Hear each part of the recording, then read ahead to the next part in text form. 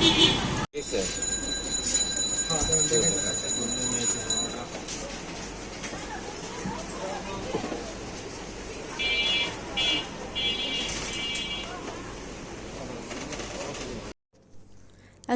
আলাইকুম, welcome back to my channel. কী অবস্থা সবার? সবাই কেমন আছেন?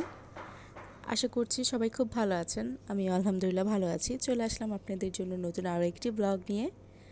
আজকের ব্লগটা খুবই স্পেশাল। আজকে আমার খুব কাছের আমার দুইজনেরই স্পেশাল ডে, যেমন আমার হাজব্যান্ডের জন্মদিন আর আমার আম্মুর মা দিবস। তো যেদিন মা দিবস ছিল সেদিনই আমার হাজব্যান্ডের জন্মদিনও ছিল।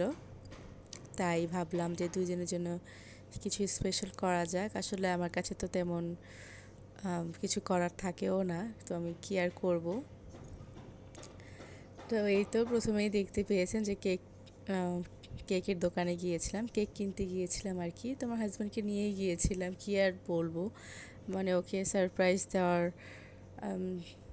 সারপ্রাইজ দিতে পারি না, দেখা যায় কোনো না কোনোভাবে ও জেনেও যায়। তাই ভাবলাম যে ও যেহেতু জেনেই গিয়েছে তো ওকে নিয়েই কেকটা নিয়ে আসি। তো ওকে নিয়েই গেলাম। আর আম্মুর জন্য চিকেন ফ্রাই নিয়ে এসেছি, যেহেতু আম্মু চিকেন ফ্রাই পছন্দ করে। তো এই তো, আর এই যে এখন আমার হাজব্যান্ড কেক কেটে নিচ্ছে দুই মেয়েকে নিয়ে। তো বেশি কিছু আয়োজন করতে পারিনি। তো এখানে আমি কেক রেখেছি, তারপর ডার্ক ফ্যান্টাসির বিস্কিট রেখেছি, বাসায় বাদাম ছিল 2 পদের, কাজু বাদাম, কাঠবাদাম। তো ওই বাদামগুলোও দিয়েছি, বাদামগুলো সবার যেহেতু খুব পছন্দ, তো ভাবলাম যে একটু ডেকোরেশনের জন্য এটাও দিয়ে দিই। আর চিকেন ফ্রাই ছিল, এগুলো দিয়েছি। আর 7 আপ, তারপর মিরিন্ডা ছিল, তো সেটাও দিয়েছি। আর সন্ধ্যার দিকে আর কি আমরা কেকটা কেটে নিচ্ছি। তো সন্ধ্যার দিকে আমরা সবাই নাস্তাও খেয়ে নিব, নাস্তা হিসেবে আর কি। তো আম্মুকে বললাম যে মা দিবস হিসেবে তোমার জন্য চিকেন ফ্রাই নিয়ে এসেছি, তো আম্মুর উসিলে আমরা সবাই খাবো।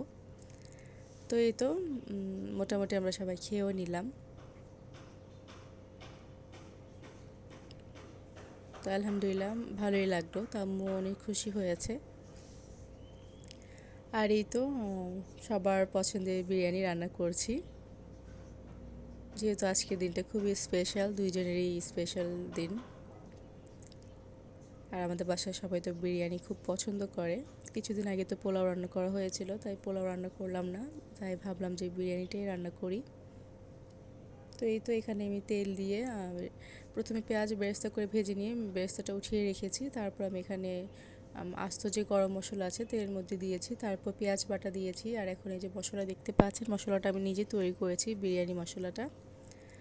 আর বাসায় রাঁধুনি বিরিয়ানি মশলাটা ছিল, তো সেখান থেকেও কিছু পরিমাণ মশলা দিয়ে দিয়েছি। আর আমি বিরিয়ানি মশলার সাথে আমি যেটা বানিয়েছি সেটার সাথে আমি বাদামের গুঁড়াও দিয়েছি, বাদামটাও শুকনো করে নিয়েছি, গুঁড়ো করে নিয়েছি আর কি মশলার সাথে। তো সেটাও দিয়ে দিলাম। তারপর আর যখন পেঁয়াজ বাটাটা দিয়েছি, তো পেঁয়াজের সাথে কিছু কাঁচামরিচও আমি বাটা দিয়েছি। আর সেদিন বিরিয়ানিটা খুবই ঝাল হয়েছিল, আমার ছোটো মেয়ে খেতে পারেনি, খুবই খারাপ লেগেছে।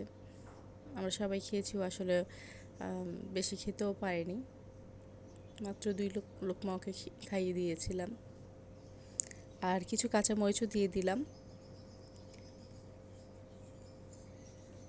তো আমার আম্মু আর আমার হাজব্যান্ড তারা দুইজনেই ঝাল খেতে খুবই পছন্দ করে। তো যেহেতু তাদের দুইজনের স্পেশাল ডে, তো সেদিন আর কোনো কিছু চিন্তা না করে ঝাল দিয়ে দিয়েছিলাম। পরে খারাপই লেগেছে, যেহেতু আমার ছোটো মেয়েটা খেতে পারেনি। আর সবাই বলেছিল যে ঝাল একদম পারফেক্ট হয়েছে, ভালোই হয়েছে, এটাই বলেছিল সবাই। আর আমার আম্মু নরম বিরিয়ানি খেতে খুব পছন্দ করে, তো সেজন্য সেদিন একটু বিরিয়ানিটা নরম করে রান্না করা হয়েছিল। একদম যাও না, একটু হয় না, যেটা ঝরঝরা আর কি, ঝরঝরাটা হয়নি, একটু নরম হয়েছে।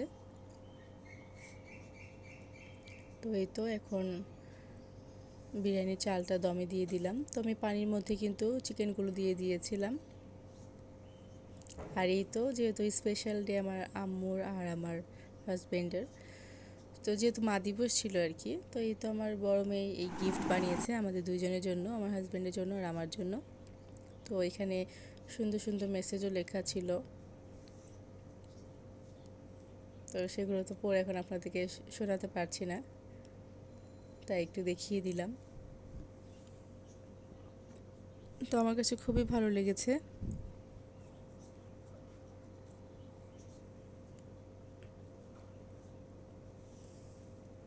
কারণ গিফটটাও নিজের হাতে তৈরি করেছে, আর নিজের হাতে তৈরি করা যে কোনো জিনিসই কিন্তু খুব স্পেশাল হয়। কারণ মানুষ যখন নিজ হাতে যেটা মানে এটা তৈরি করে তখন কিন্তু সে খুব মন দিয়ে এটা তৈরি করা হয়, তো এটা অবশ্যই স্পেশালই হবে।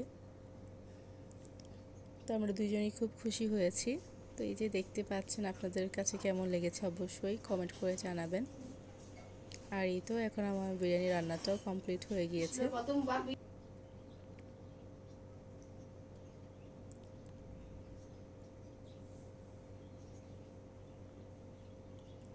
তো এই তো আজকের ব্লগটি এই পর্যন্তই। সবাই লাইক দিয়ে দিবেন আর অবশ্যই কমেন্ট করে জানাবেন ভালো লাগলো কি না। তো সবাই ভালো থাকবেন। আল্লাহ হাফিজ।